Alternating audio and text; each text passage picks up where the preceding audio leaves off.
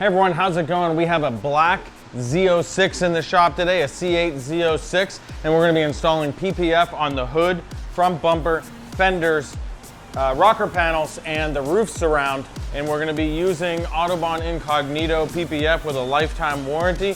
Come check out some of our prep process.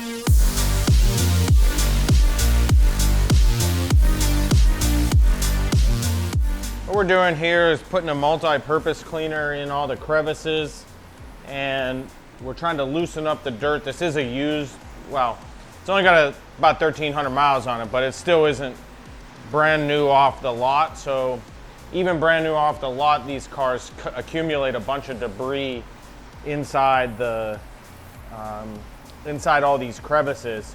So we want to loosen that up, and then we're going to fish it out with a brush and a pressure washer the best we possibly can.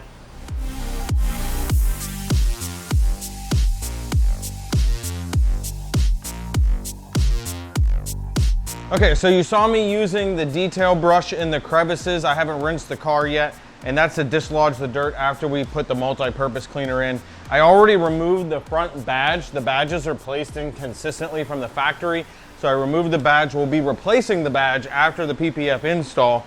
But what we have here is some Rapid Tack Rapid Remover, adhesive remover. It's like Goo Gone on steroids, and that's gonna get rid of this last bit of adhesive residue. And then I'm gonna rinse it, I'm gonna foam it again, and I'm gonna clay bar the car. And then we're gonna do really our first inspection of the car to see what existing rock chips it has, so we know when we're installing what is debris and what is a rock chip. Now, you would think not many rock chips on a car with only about 1,300 miles, but you'd be surprised, we've gotten a lot of rock chips with less. I've already seen a couple as I was going through, so that's coming up next.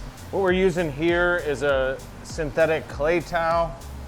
The paint is pretty soft, and by soft I mean there's not really any visible or feeling contaminants left in the paint, but we're gonna do this anyways. This removes anything that's kind of stuck in the paint,